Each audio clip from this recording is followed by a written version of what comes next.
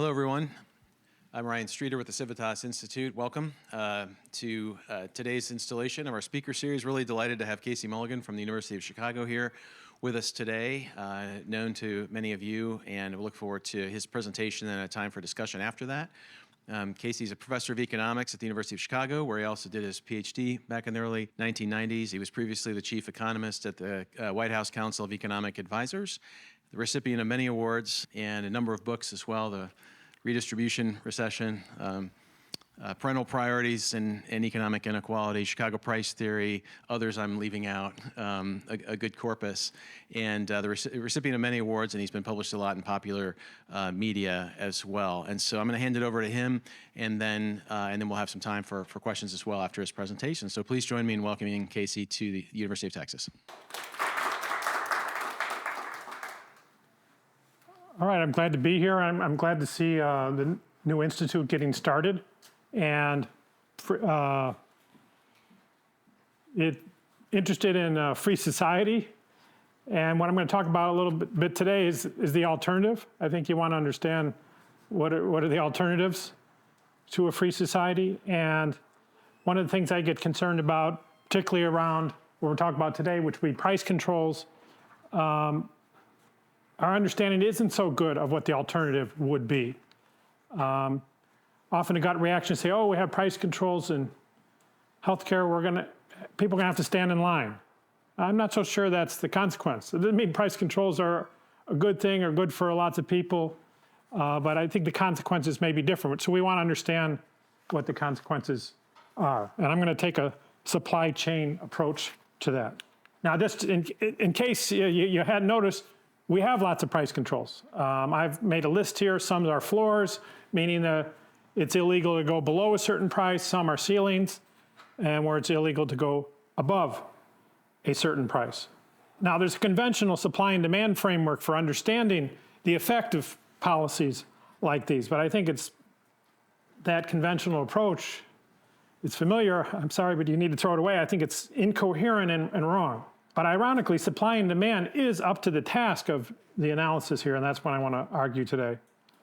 I'm not going to add anything to taste and technology that supply and demand doesn't already have, so there's not going to be something new here. I'm just going to interpret it, what's already there, just a little differently. So normally we think of supply and demand as telling us about the price and the quantity of a product with fixed characteristics. And what I would show you today is, actually, you can use that framework to think about how market conditions affect the characteristics of the product. So under different market conditions, you'll have a different product traded. So I'm going to show some examples from a couple undergraduate textbooks. And I don't mean to pick on them because their presentation is really a universal presentation. The chart on the left is a supply and demand chart without regulation. And the quantity is where supply intersects demand in the quantity dimension and the price in the price dimension. And then on the right is their analysis of what would happen with a price control, specifically here a price ceiling. The regulators say the price must be P1 or at least no greater than P1, and this is the outcome that they track. Now, one of the things that happens supposedly is there's less quantity. Q1 is less than Q2. And they show that here with a price ceiling. If they were to show you a price floor, they'd say the same thing. If you have a price floor, you're going to have less quantity traded. The other thing they're showing here, and I'm going to highlight a couple parts of the demand curve. If you want to think of the demand curve, different points on the demand curve as representing different types of buyers, some people who value the product a lot and some people who value it less. Another thing they've drawn in this picture is that only the high value buyers are in the market. The people who have less value don't get the good. And that's a kind of a miraculous thing. We understand on the left how that happens. We have for 200 years.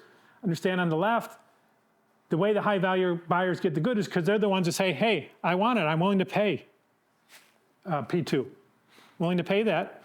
And the people who don't get the good are the ones who say, no, P2 is too much for me. I'm not going to pay that. But somehow, without P2 there to do that job, somehow, miraculously, the sellers know who to give the good to. And again, I don't want to pick on one, so I'll pick on another textbook from Krugman and Wells. They do the same sort of picture. Again, this is a ceiling. Quantity is reduced here by, they're thinking about apartments in New York. Quantity is reduced by 200,000 apartments. And again, somehow those apartments go to the high value tenants, and yeah, goes to the high value tenants. So some of the predictions here, I've said it's kind of miraculous. If I have a theory of miracles that actually fits the data, then so it fits the data, even though it's based on miracles. There's a certain school of thought to say it accept that. But here I want to keep track of these predictions, see how they're doing. And one of the things they're saying is regulation doesn't affect the supply or demand curve. The picture on the left from Acemoglu and Leibson and List has the same supply curve as the one on the right. It has the same demand curve as the one on the right. That I'm going to disagree with today. Here's the incoherent part. First, we had the miraculous part, which the miracle is the high-value buyers get the good. The incoherent part is that actually the sellers don't react to the value of the buyers. Somehow they react to the buyer's value when they pick who's going to get it, but they don't react to the value of the buyers, and that if buyers say, you know what, I value this thing more, they don't produce more. If you were to shift the demand curve in the conventional picture, it would have no effect on the quantity. It would just add to the so-called shortage. That's all that happens. Here's another prediction. If supply is elastic and we put on a price ceiling, even if the price ceiling is pretty good in that the regulator set a price that's not all that far from what the market would do, market disappears, despite there being a lot of gains from trade in this market. Which again leads me to question, something's wrong here. Are people going to really surrender that easily? They're getting all that surplus. Government says, we need to cut the price by a little bit. And we're like, oh, I like buying and selling that good. I'm not going to do it anymore. So I'm going to question that. To give it, maybe if you take away nothing today other than this picture, this would be a good picture to remember. This is a picture of the Kennedy Expressway in Chicago, 12 lanes of traffic. A lot of times people going 80 plus miles an hour. And, I want to help people in Chicago. What's wrong with that, right? I want to help people in Chicago. So I got an idea. I was like, well, maybe I could take some of my research budget, get cash, put it in a bag, fill my bag with cash. I want to go out on this overpass. This is for pedestrians here. I want to go on this overpass right here, and I want to dump my bag of cash onto the Kennedy Expressway. A lot of people are going 80 plus miles an hour. What do you think? Would the Human Subject Review Board give me approval? Some people here are laughing. Well, what are we laughing for? Somehow when we talk about price controls and we say, look, I'm going to have a minimum wage, I'm helping workers. Wait a second, you need to think through how the competition is going to work. Maybe you're not going to help workers any more than you're helping the people of Chicago by dumping money on the highway while people are trying to drive. Here's a picture of how, this is not a picture from Chicago because I did not actually do this, but this is a highway where a money truck did break open and all the money went everywhere and people started crashing their cars and getting out and fighting with each other. The point being is the competition occurs in another way. Just because the regulator says you can't compete on price, you buyers, you're not allowed to say I'll pay more than P1. That's illegal. But does the regulation stop people from competing in other ways? Now, in principle, that depends on regulations, but an awful lot of these regulations do nothing about that. Does the minimum wage do anything to stop people from competing for jobs in other ways, other than saying, I'll accept less cash? Very rare for that to happen. So I think you need to think through how that competition is going to occur. And the good news is the supply and demand model is already there for us to think through that. So I'm going to start out with the supply curve. I've got quantity and price here, the same sort of picture. The supply curve, marginal cost curve, we're going to talk about competition throughout today. So the supply curve without regulation. And I do need to label supply curve whether it has regulation or not, because one of the predictions we're going to have is that the regulation moves the supply curve. So unlike those previous pictures where you didn't have multiple supply curves to keep track of, here we're going to have two of them. Now, where do these costs come from? Well, there are factors of production. Again, I'm not adding anything here. Alfred Marshall had this when he developed supply and demand, and we've had it ever since. There are factors of production. I'm going to label them K and L here. If that makes you want to call it capital and labor, okay, that might pollute your mind a little bit, but that's okay. Capital and labor, or K and L, are part of the costs here. And what I'm going to label K and L today is that L is something that the buyer contributes to the production process. So I'm kind of putting my Gary Becker hat here. Remember Gary Becker's analysis of, sometimes he called it household production. He viewed the household as going out there and getting goods and combining it with their time and effort, and maybe with other goods, to produce the final thing that they really want. And then K will be the inputs supplied by the so-called seller from the regulator's point of view. And so the way I would interpret a price regulation is it's putting a limit on what these K people can get. If it's a ceiling, an upper limit; if it's a floor, a lower limit. And so what the regulation is going to do is distort these things. So a price ceiling will induce the consumers to compete and say, hey, I'll put more of my inputs. Hey, company, you don't need to finish the product as much. I'll finish it. That's the way I'm going to compete. I would rather compete by offering a higher price, but that's illegal, so I'll compete that way. And floors will be vice versa. The sellers would compete for buyers by saying, look, I'll give you a more finished product, which you have to put less into. And that's what the regulation will do. So that the result of that will be that it rotates. It's going to move the supply curve, and I'm going to mention you in a second it's a rotation. So I used the word full price. I meant that in the Gary Becker sense. It's the full price here represents the price of getting Y. And it's the combination of compensating these two inputs, the input supplied by the seller and input supplied by the buyer. And the consumer here, the way I've described it, kind of has two hats. They have one hat as they're consuming this output of this thing, but they also have a hat as kind of an employee who's contributing. Not in the legal sense. A lawyer would never recognize them as an employee, but the economists recognize them as such. So when I say P, I mean the full price. Whereas the regulation is just going to limit that part of the price. And they say, okay, there's a floor or ceiling on what the consumer with the two hats passes to the seller on a per unit basis. Okay.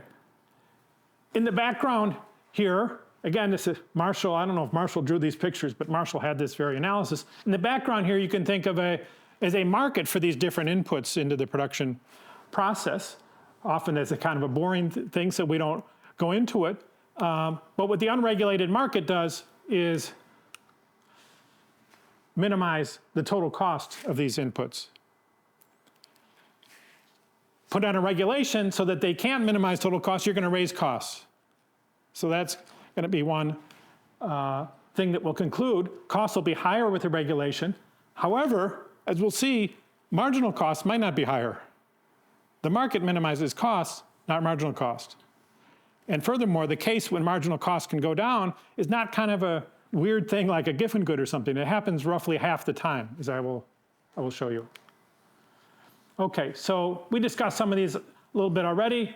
L is the consumer input. You might call them downstream inputs. In fact, some price controls we'll get to later are business-to-business price controls. So then really the L part is supplied by a company as well, just a different company than the K company. And you could describe this whole thing as a quality process. When the seller gives you a good that you don't have to finish much yourself, you can call that a high quality good. When a seller gives you a good that requires you to do a lot of things to add on to it, you could call that a low quality good. And sometimes I'll use that terminology. Okay, so same taste and technology. I haven't added anything there. What I'm going to do is add a constraint and take out a condition. So the constraint I'm going to add is rho is going to be some policy number, like $7.25 an hour. And the market participants are required to adhere to that. That what they spend on the seller per unit output has to equal, or maybe it's be a less than or equal or greater than equal. We'll call it equal for now. I'm going to add that constraint. The condition I'm going to take out that Marshall had was that costs are being minimized. Now, costs are going to no longer be minimized. Factor costs no longer minimized because they have to comply with the regulation. So same variables, same taste and technology that Marshall had. I'm just trading out one condition for another. To give you another example of this, this is from Kroger's grocery store. I don't know if they have those down here, but we have them in the Midwest. And go to the grocery store. One of the things I do not like, see that? The closed aisles. I don't like it with the closed aisles. Why? Because I got to wait. Now, what is the manager of Kroger's like to bother me? Other customers are also, I noticed they're annoyed. No, the manager of Kroger is trying to save money by hiring fewer clerks. And in my picture here, the clerks have the blue shirts. You can see the blue shirt. There's a blue shirt here, a blue shirt there. He's hiring fewer of those people and saving money, and so the groceries cost less in the dollar cents. In fact, we have stores, I'm sure they have it around here, some grocery stores have fewer clerks and charge less in money, but you have to wait longer. And other stores have more service. So this is, again, an idea about how there's scope for the market to substitute the seller's inputs, the blue shirts, for the consumer's inputs, which would be me, the shopper, and you, the shopper's time. Also shows my different perspective on the lines. Often when we talk about lines and price controls, we view it as a complete waste. And some lines would be a complete waste, particularly lines for government agencies. If I had more time, I'd go into those. But here, lines are serving a productive purpose. I mean, the seller benefits from there being a line because he has to spend less on the blue shirts. So this is a way, it's not a perfect way, it's not a substitute I recommend, but this is a way for the buyers and sellers to kind of communicate with each other when they can communicate through the price, because the regulation doesn't allow that. Here's another example.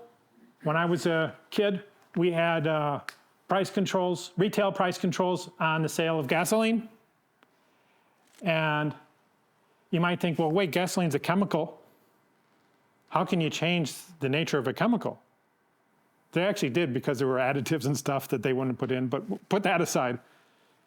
We don't buy the pure chemical. We buy the chemical together with other services that the seller provides, such as credit. So one thing they do is they stopped extending credit. They would change the station hours. So they more or less said to people, look, I used to meet you on Sunday nights to get your gas. I'm not going to meet you there anymore. You need to meet me on Monday through Friday, 9 to 5. And they, again, I don't know if they wore blue shirts back then, but the gas station owner could save on the blue shirts what he was losing on the, or at least part of what he was losing on the gas sales. And there are a bunch of other margins just in this gas area. This is some data from the input-output accounts to show really how great the scope is, at least in one direction, to substitute consumer inputs for producer inputs without really changing the nature of the product. So I have a couple industries here. Housing, relevant because we have rent control, or we had rent moratorium recently. General merchandise stores, including your grocery stores and or you're like a Walmart store. Retail food and beverage stores. And then I have particular commodities. I already mentioned gasoline, eggs, pork, beef. And what the red is showing is, as the market was in 2007, which is the most recent data I could get, particularly on this housing piece, how much of the consumer expenditure was going to the physical commodity versus all the things added on afterward. And for things like grocery stores and Walmart type of stores, very little going to the farmer, very little going to the manufacturer of whatever widget you're getting at Walmart. You know, what's going on here? Transportation. You didn't have to go to the factory, the chicken factory or the widget factory to get it. Walmart brought it to your neighborhood. There's space. Walmart has to rent space. Lots of labor. There's people there arranging the shelves, putting it out, making sure it doesn't get stolen. All kinds of things are happening there. Add-ons, and it ends up being like 90% of the product. For things like even housing. I know in a lot of economics class I said, they said, well, the price of the house is the present value of the rents. No, that's wrong. That's very wrong. The house is the physical structure, but there's all kinds of things that are added on to that. Real estate agents, finding the right people to live in the house. Mortgage employees. I don't mean the money that goes to pay for the capital of your mortgage, but there are employees who use resources in mortgages, arranging that financing. That goes into a house. Of course, there's repair and maintenance. You have some employees, depending on the market, you have some employees in the housing sector. So there's lots of room to cut back on rent, but still have it be a house. Lots of room to cut back on groceries and still have it be the groceries. Even particular, lots of room to cut back on eggs, spending on eggs, but they would still be eggs. They might be broken. They might not be in packages. I have a picture here for you. I'm going to show you later a picture from Cuba where they have a price ceiling on eggs. It's set at about a third of what eggs cost here. And guess what? In Cuba, they don't provide any of those other things. What was the difference between pork and beef in the previous picture? The big difference there in the red and green. You know, I just got Department of Agriculture information of, you know, the farm side price and the retail price. It probably also depends on the actual value. Yeah. That's something USDA keeps track of. Yeah, I mean, Department of Agriculture keeps track of what are the farmers making. So here's our picture, our factor market picture here. Without regulation, we're using the factors up to this point to minimize the cost. The cost is the green area. But it's not minimizing marginal cost. I'll show you a way I could make marginal cost lower. It would raise costs, but I would make marginal cost lower. Let me do that allocation. Let me use too much L relative to minimizing costs and too little K. I'm going to do that. And then when somebody comes to ask for an extra unit, the way I'll produce that extra unit will be use a lot of K, because K is cheap. So I was able to reduce marginal costs while raising cost. So let's look at our marginal cost picture again. It has these two components.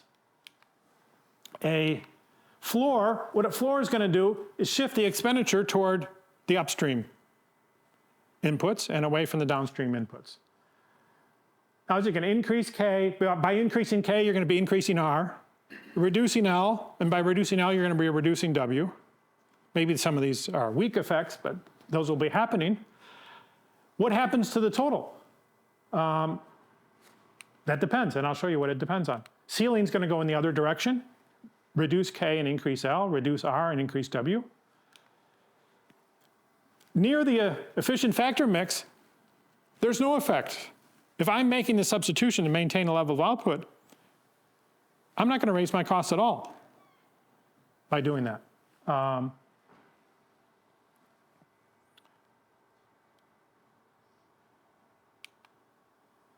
If we held W and R constant. But the additional effect that I had mentioned is that W's going up and R's going down, or vice versa for the floor. Which of those dominates depend on which is more elastically supplied. Is K more elastically supplied? If so, the R effect will be small and the W effect will be relatively big. So here we're seeing how the supply curve is going to change. Remember, the supply curve is the vertical position of those curves. A ceiling is going to increase P if K is more elastically supplied. A ceiling will decrease P if K is less elastically supplied. And then flip everything around for a floor. Is that my last bullet? Yeah. The floor is the opposite. So if you know the elasticity of supply, you would know the directions here. But even if you don't know the elasticity of supply, what this says is a floor does the opposite of what a ceiling does. Now that might sound obvious, but remember our conventional theory says that the floor and the ceiling do the same thing on quantity. I'm saying they do the opposite, always. So that's what I meant in some sense, half the time the marginal cost is reduced. Half being, well, if the ceiling's increasing marginal cost, then it must be that the floor reduces it.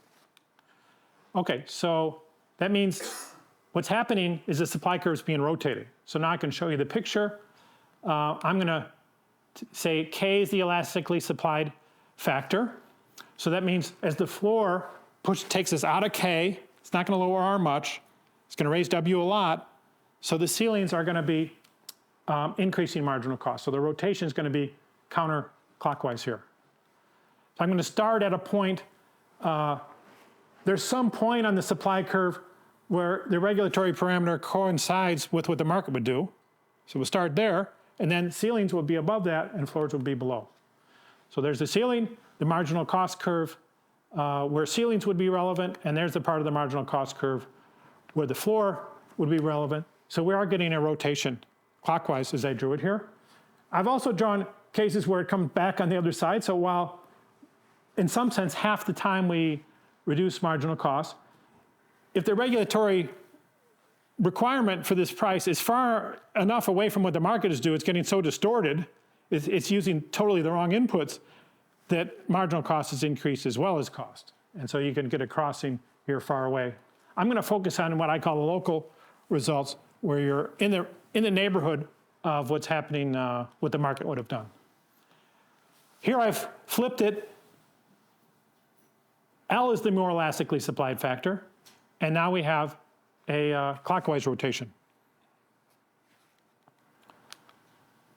Okay, and then we can do equilibrium, put in the demand curve here. In this view, the regulation doesn't do anything to the curve. It just moves this up or down it, depending on whether the supply curve is shifting up or down. So in this picture, with L being more elastically supplied, what a price ceiling does is it increases the quantity. Reduces the marginal cost, increases the cost, but reduces the marginal cost and increases the quantity. And in some sense, that happens half the time. Wouldn't happen with the ceiling. If the demand curve were over here, the ceiling would be the relevant thing that's happening. But I showed you the other case where the opposite can happen. So right away, that gets us into one of the kind of, I think, and this came from Stigler, so I feel bad to criticize the man. He's not here to defend himself. But Stigler started this idea, hey, with the minimum wage, competitive market with the minimum wage is going to reduce employment. If we were to observe, now he didn't think you would ever observe this, but if we were to observe employment to increase, that means that the market's not competitive. No. The competitive market can increase the quantity in response to a price ceiling or a price floor. So it's not a test for competition. The quantity test is not a test for competition. You need some other test. Another interesting thing we can do here, again, going back to the Marshall, remember Marshall talked about supply being different in the long run versus the short run. There are some things that are less elastically supplied in the short run, like apartment buildings, but elastically supplied in the long run. So remember, I've been circling this part up here in the northeast of my pictures, and I'm saying, you know, the whole picture depends on whether that thing's elastically supplied. Well, we could be in the inelastic case in the short run, drawing one picture, and in the long run, the opposite happening, and flipping the picture. And so that's what I've drawn here. We could easily have the case where the quantity, price control, price ceiling in this case, increases the quantity traded in the short run. and decreases in the long run. So if you're a diff and diff fan, thank you, diff and diff, for showing the short run effect, but you haven't shown me the long run effect. And it's not just a qualitative thing. It's not just like, oh yeah, maybe the long run effect's bigger than short run effect or smaller. No, it's in the opposite direction in this kind of case. And apartments, I think, would be a very good example of that. In the short run, a rent control, remember, rent control is a regulation on what leases can charge. You're going to have more leases in the short run. Could very well have more leases, and oftentimes I think we do have more leases in the short run, less vacancies, for example. You have more leases in the short run, less leases in the long run, as people are no longer interested in investing in apartment buildings, building apartment buildings, maintaining them. One of my friends works for landlords in Chicago, and when they did the rent moratorium, his job is to do landscaping and shovel the snow and stuff like that. His job ended during the rent moratorium. Why does he need to, why did they want to pay him to shovel snow? What, are his tenants going to leave? He would love it if his tenants left during the rent moratorium, right? So in the short run, cut it back on those sort of things. But in the long run, we don't build such buildings, or we convert the buildings to office use or to owner-occupied, et cetera. Here's another case where I have a little bit more evidence to show you today. The case of, a price ceiling on physicians. Again, very relevant. People like to argue whether Medicare's prices are price controls or just negotiated prices or whatever. When Medicare tells doctors that they can only charge a certain much for an office visit, and the patients are not allowed to top up, that may lead the patients to compete in other ways, which is the theme here today. And it's an interesting case. It kind of might fit that picture I showed. In the short run, the supply of physicians may be somewhat inelastic. They have their diplomas, they have their training. Now they could go to other specialties, they could retire, they could take longer weekends, they have those sort of margins, but they're not gonna get rid of their diploma, so maybe in the short run, they're relatively fixed. But in the long run, you would have a supply response where people wouldn't go to medical school, or they went to medical school and specialize in other things than people who make money off of office visits. And so you might have less office visits in the long run. It's also a case where you can see the patient being involved here. With a lot of products, the product's not made where the people consume. So did the people travel to go get the product, or does the product travel to go to the people? This is a relevant thing with doctors. You heard a whole controversies on rural hospitals. This is a question. Do the doctors travel to the people, or do the rural people have to go to the big city to get their medical care? So that big figure I just showed you might be the applicable one. So here's some data. I'm sorry it's a little bit old, also from a foreign country, but it's cool data, so that's why I show it. It's cool data because we have a survey before and after. That's relevant.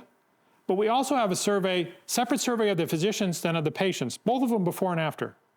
So that's what's kind of cool. Sometimes you worry, you interview the producers, you worry they might not be telling you the whole story, you might not be capturing all the producers. And same thing if you do the consumers, you might not capture all of them or something. We got both. And what we see when the physician price cap went in, office visits went up, according to the docs, according to the patients. They both agree there were more office visits. What happened to the quality? I didn't want to draw negatives here because I would run out of screen. So I have measures of inverse of quality, such as how long did it take to get an appointment? A big number there means low quality in the sense that we talked about today. Or time waiting in the office. Actually, time waiting in the office, it went up, but not as much as time to wait for the appointment. And this sort of waiting wasn't the only thing. Here's some other measures. What I've done here is taking after minus before, because again, I didn't want to show negative numbers. So a bar above 0 means things went down. And I have several measures of quality. How long did the office visit last?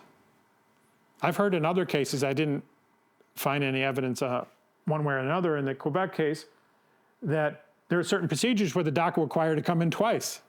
He could do it in one visit, but he makes you do it twice because he gets to charge it double that way. So the visits last. Telephone. This has actually made a comeback, telemedicine. But the docs used to talk on the phone with people. That was kind of part of the product. Sometimes I'll talk to you on the phone. Sometimes you'll come to the office. Well, now put a cap on when I can get, and I say, look, you're coming to the office all the time. Anytime you need to talk to me, you're coming to my office. House calls, totally unheard of thing today. But that was, again, there was times when the doc was going to the patient, but you put in a price control and say, look, patient, you're coming to the doc. I don't care how hard it is to get out of bed or get out of the house, you're coming into the office. Okay, so do we need this slide? So I think this slide's more for the students. This is just showing that it's the same exact analysis as Alfred Marshall had, except this is the swap that I made. I took out Alfred Marshall has his laws of derived demand, efficient factor demands, and I've swapped that out and said, no, you can have the factor demands to comply with your regulation. Here's my eggs I took with my own camera. The Cuban government didn't want me to see this. I don't know if they have a bug in the room and I'm gonna get in trouble. So I had to kind of go through the window. Was it legal for you to be there? Outside the window, but not. No, in Cuba. Yeah, there was, I went, once I heard the Obamas are going, Okay. I said, I'm bringing my family. And there was a window there where you could go. And they have a price ceiling on eggs. It's fairly low, about a third of what our price of eggs is. These people eat lots of eggs. Remember the part about how the quantity is supposed to go down? But you don't get any of these add-ons. These aren't refrigerated. They're barely in packaging. Look, they come in these huge things. The people come, remember, they don't have cars there. So the people come like in their horse and buggy, and they put these eggs in the buggy. I'm sure a lot of them get broke on the way home. It's a long distance. You know, this is a government store. There's a handful of government stores that you go to. So the consumer is asked to do a lot here, and the producer's doing not much more than the chicken part of it. There's the eggs picture, and I showed how in the US, we have room to cut the price in half without dinging the farmer if we're willing to get rid of everything else after the farmer. Okay, rent control. I think I've mentioned some of these already. Yeah.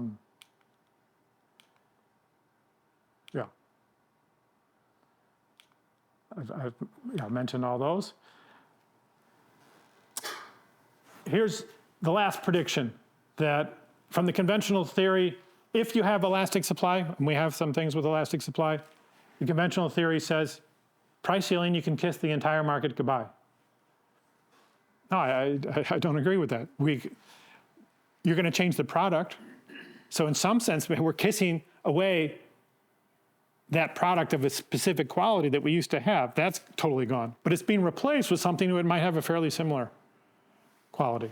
And so really, I think these kind of moving the supply curve sort of picture works better. Now with the elastic supply, I hadn't shown you that yet. I had shown upward sloping supply curves always. If we had an elastic supply, what it's happening is shifting the supply curve up. A floor shifts it up and a ceiling shifts it up. Here's on the rent control. This is also a picture from Cuba. Remember when Cuba got bombed? No, they didn't get bombed. They have rent control.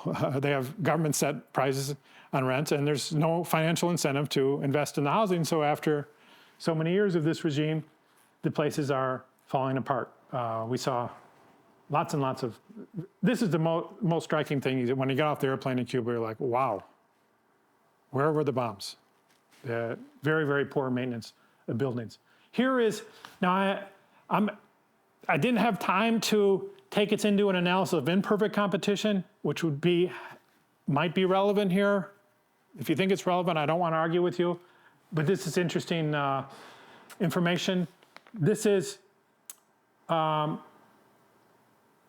pharmaceutical, and comparing Europe, where the European government puts a ceiling on prices that's quite a bit lower than we have when we purchase pharmaceuticals, specific pharmaceuticals for more or less colon cancer. What these different colors are showing you different types of colon cancer treatments.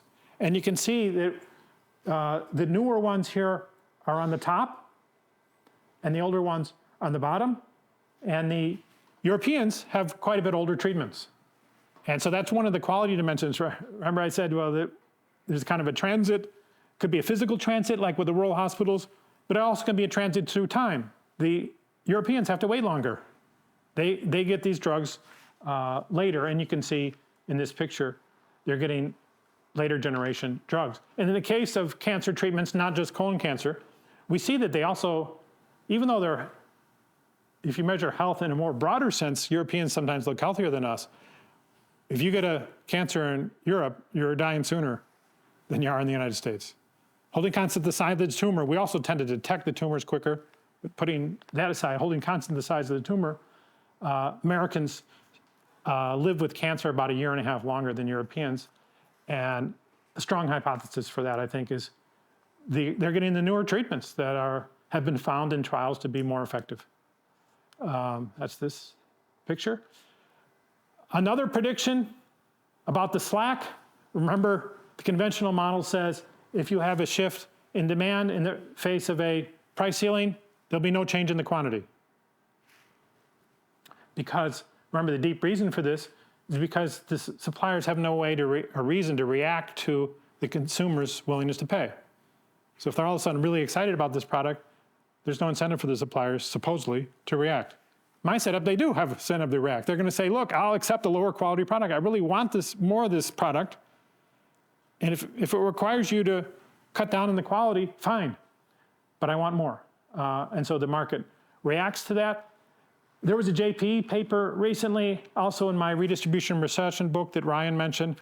I looked at this around the minimum wage, and I showed when minimum wage is high, minimum wage is low, shifts in supply, so it's a floor analysis, shifts in supply affect the quantity. Whether the minimum wage is high or low, it's affected. And how did I look at shifts in supply? I looked at the summer.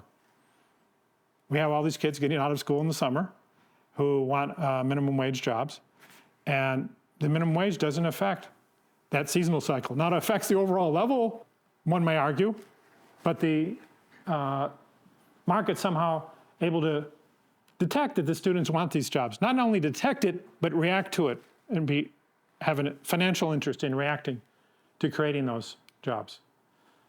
Okay, here's the price slack model. So if you have a shift in demand, if there weren't a regulation, of course you get an increase in quantity. But if you do have a regulation, you also get an increase in quantity. In fact, the way I drew it here, because it's a clockwise rotation, you get a bigger increase in quantity in the regulated market than you do in the unregulated one, because the supply curve's been made more elastic by the regulation. Now, of course, I showed you the other case where the supply curve's made less elastic, and then that would be the opposite. We can think about business-to-business price controls. Now we just take that consumer who's wearing two hats and we take the hat separately. And we have the L hat be an actual business, and the consumer hat still be the consumer. And we can do analysis around that. I mentioned that a lot of price controls are among businesses. Business-to-business price controls, net neutrality is an example, rebate rule, various rules in agriculture, lots of rules in other rules in healthcare other than the rebate rule. These are business-to-business price controls. And we're all set up with a supply chain analysis to analyze the effects of those on each of the businesses as well as the ultimate consumer. Okay, so Can I ask a question? yeah. Two slides back. So here you're looking at with less elastic K. If K was more elastic, the red line would be counterclockwise. Yes. So we're still going to get the increase in supply in quantity, but it's just that the source of it is different. Is that right? So whether you're reducing the quality or you're just increasing the input for the consumer, correct? Even though both of them are increasing. Regardless of whether we do the clockwise picture or the counterclockwise picture, an increase in demand is going to reduce the quality, and it's going to increase the quantity. Those are identical in both pictures. But the mix of the two is different. And here I've shown you where the mix is mostly on increase in quantity, and then the other picture would be mostly on the other. In the other case, in some sense, it's more like the traditional analysis Traditional analysis says no quantity change. This analysis would say, well, there's a quantity change, but less than the unregulated market would generate. But it's not inherent to the regulations, my point here, that kind of slackness result. Okay, my conclusion is, expect competition rather than miracles. Some kind of non-price competition. If you don't allow competition in price, maybe expect some funny business as well. But putting aside funny business, illegal behavior, expect quality competition. Price regulations, they rotate the supply curve. Another thing is they do not trace out a market supply and demand curve. This is another thing we see in minimum wage a lot. Is demand for labor elastic? Well, it doesn't appear to be, because minimum wages don't seem to reduce employment that much. It's not tracing out a demand curve. What do I mean trace out a demand curve? I mean, what would happen if you actually shifted supply with a cost, some kind of cost change? You get a demand curve, almost by definition of a demand curve. But the price control doesn't do that. It traces out something different. Now, you can bound it. I show in the paper. Price controls do bound the effect. So an interesting question would be, well, if I had a low-skilled labor supply shift, like from immigration, what would that do to quantity and price? And how could I compare that to the quantity and price changes that come from a minimum wage? And this analysis would say it would be different. You would get less of a quantity response from the minimum wage than you would from the immigration case. Price-regulated markets are slack, and the long-run effect can be opposite of the short-run effect.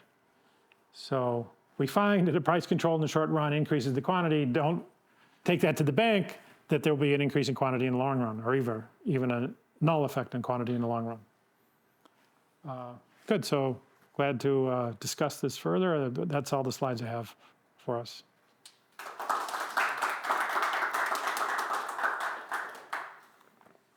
Thanks for your talk. I guess I have two questions. You didn't really highlight efficiency consequences, right? I mean, we can kind of see what's going on with the weight losses, but I mean, this is suggested, at least in the short run, the efficiency loss is less than in sort of a standard model, but not necessarily in the long run. I'm not sure I've made that comparison.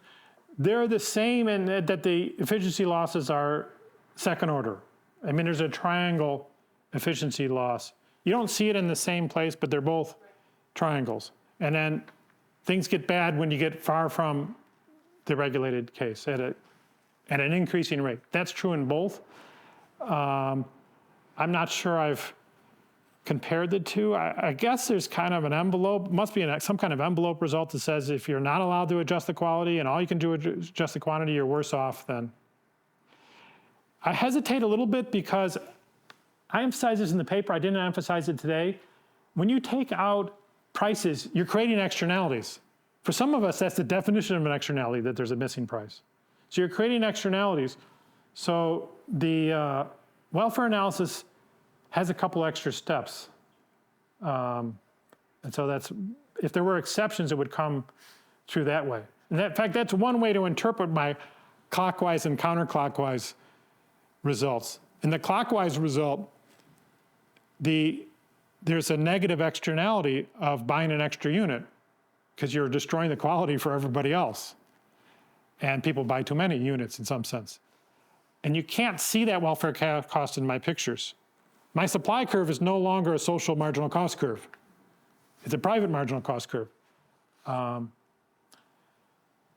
that's something we've seen, again, in countries where have done a lot with price ceilings. We see the quality as externalities commonly recognized. Look, if I enhance my quality, it's not benefiting me. It's not, my customer would love it, but so what? I mean, I don't have an incentive to do that. And then I just wanted to ask about an extension to quantity controls, right? Because a lot of times regulation takes the form of a quantity, not a price control. And some of those quantity controls are not necessarily distortionary. They might at least be intended to be corrective. But have you kind of thought about the implications? You mean quantity or quality controls? Quantity. Because we do, in companion work, we have looked at quality controls kind of directly. Here we got the quality change indirectly as people are trying to adapt. You could think of policy just coming in and say, look, you need to make the widget this way. And then a lot of things are similar. Yeah, I haven't thought through so much about the quantity controls per se. You can kind of see the whack-a-mole process that would happen here, that people adjust by changing the product, and the government says, wait, you changed the product, no fair. We're going to not allow you to change it. We've seen that with rounds of rent control. Right? First, rent control legislation just says dollars per square foot, and then the next round says you need to paint so many times per year, per decade. You need to set the thermostat at a certain level. You need to shovel the snow so often, which is an interesting process because there's still other dimensions they can move on, and these end up being more costly dimensions to move on. But there are fewer dimensions to move on, so that's an interesting process. Yeah. I was thinking about the implications for a quantity regulation, let's say on pollution, right? Where I'm just kind of wondering what are the implications of your model for that type of setting where you actually have a quantity regulation that's not necessarily distortionary. Yeah, I hadn't thought about that. We have the tools to do it. I mean, Marshall gave us the tools. We just need to interpret it along these lines. So it seems very feasible, but I hadn't done that. I hadn't shown my picture from my other picture from Cuba, where they have rules, on what you pay per square foot. So one thing that happens, it's not just in Cuba. I've seen this in other places, like in this room. How could I increase the square feet of this room? Yeah, I'll just put a ceiling right through the middle here. Very feasible in Cuba because in the 50s they built the buildings, the market, more or less market construction, very high ceilings because it's hot. I mean, you guys know what heat is, right? And so they call that upper floor the barbecue. But they double the square feet. So this idea that rent control would reduce, remember rent control, if you take it as a dollar limit on the dollar charge per square foot, would reduce the square feet totally backwards, to double the square feet in the units where they did that, right? Now in the long run, we saw the Cuban buildings, they're falling apart, and some of them they're not allowed to live in anymore because they're dangerous. But in the short run, you could have an increase in quantity, and the market can think of ways. Another one I'm thinking of, what we have now, new price controls on medicines,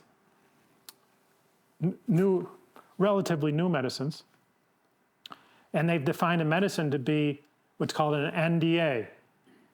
It's an application to the FDA for approval for a certain product. You might see more NDAs because then you can have more products, more smaller products. It's kind of like the cubic feet versus square feet thing. We'll see more NDAs. And I'm kind of concerned, if we don't call that out ahead of time, we're going to have studies saying, look, there are more NDAs. We have more drug innovation now that we have the price controls rather than less. No, we got more NDAs because that's what the law specified. You're only allowed a certain amount of revenue per NDA. So you're going to get more NDAs in the short run, potentially.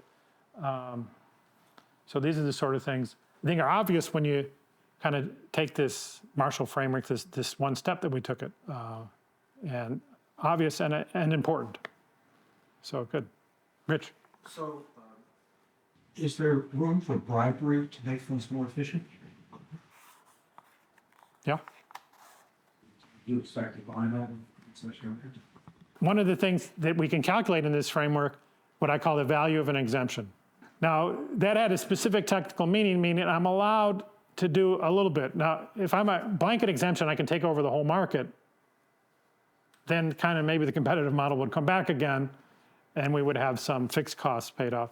But if there's a limit to scale that I can do that, I can just have an exemption for me or just for my company.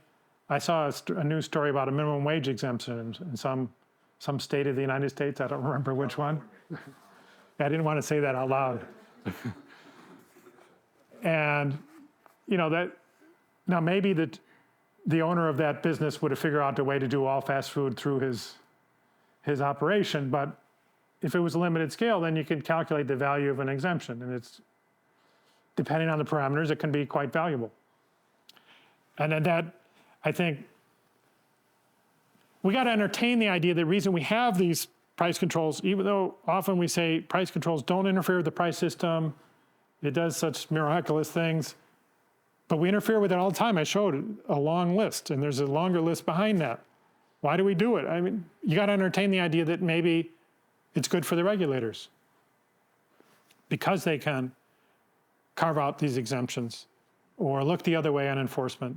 And we, again, in other countries we've seen where we've been able to do a post-mortem of these things, the Communist Party, they got a store where their shelves were full. And that's kind of an exemption. And if you were an obedient Communist Party member, you no longer got access to that store. This is like the California case, right? On a smaller scale. So I think that has to be part of your understanding of price controls. I disagree with younger Milton Friedman view that these things come about because people don't have good economic education. I'm all for economic education, but there's also a self-interest part to it that contributes to these policies. Are there policy recommendations then that follow from those conclusions? You mean about the exemptions? No, I'm sorry. About, say, so these are the conclusions you draw about price controls. One policy recommendation, I suppose, one might draw is to say, A, never use price controls, or B, if you use price controls, X will happen. So we want X to happen, so go ahead and use them. I'm just asking whether you would have any policy recommendations based upon those conclusions about price controls. I mean, a kind of thing that Rich and I did when we were in the government would be kind of cost-benefit analyses, and you want to make sure you have all the entries in your ledger, like these quality changes, these corruption changes. Another thing I didn't mention, I did talk about how there's an externality created here. What does COST say happen when you have an externality?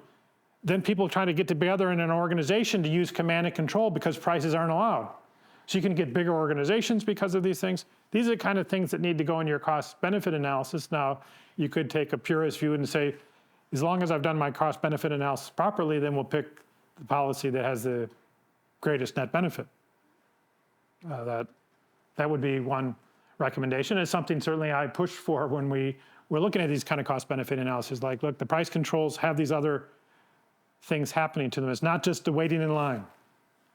If you saw some state do this policy and you measure not many people waited in line at the doctor or the store or whatever, you're not done. This is not the only dimension on which things would change. And the other part, I think there's this benign view around price controls around imperfect competition.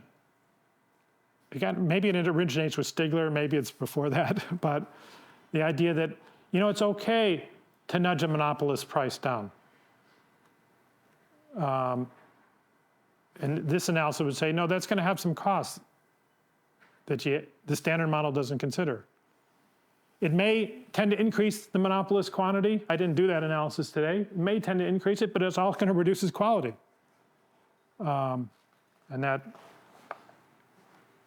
that would kind of put some humility behind putting price controls around monopolies and those sort of oligopolies, those sort of situations. Is there something that you anticipate, for example, in this shift that we have in the FTC of not thinking about consumer welfare as a standard for applying antitrust?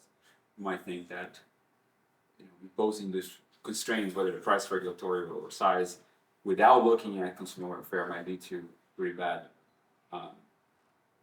consequences of consumer welfare, given the not taking into account the change in quality, the change in basically the changing mix between L and K. Well, they probably interact. I mean, I guess if you're not looking at consumer welfare, maybe you don't care about some of these things.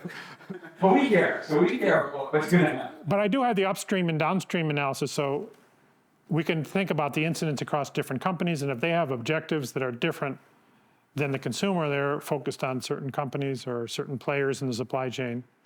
I think you want to understand that. And this is something I see a lot in healthcare. Healthcare has some fairly extensive supply chains. And I think there's a lot of misunderstandings about who the winners and losers are with regulations in the supply chain.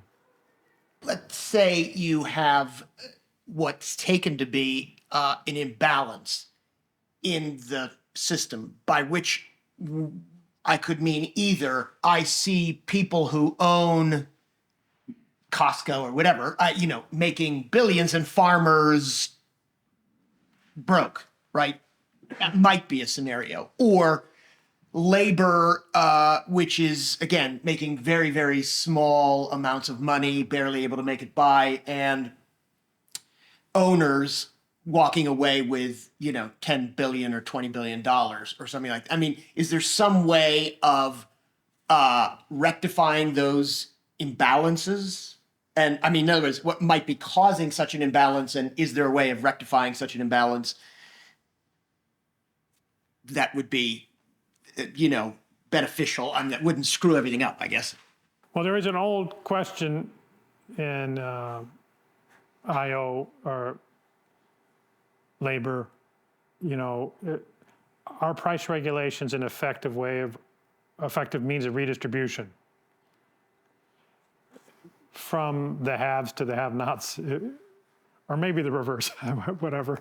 And a lot of those points, I think, still stand. Like, it's a rather oblique instrument, like with the minimum wage.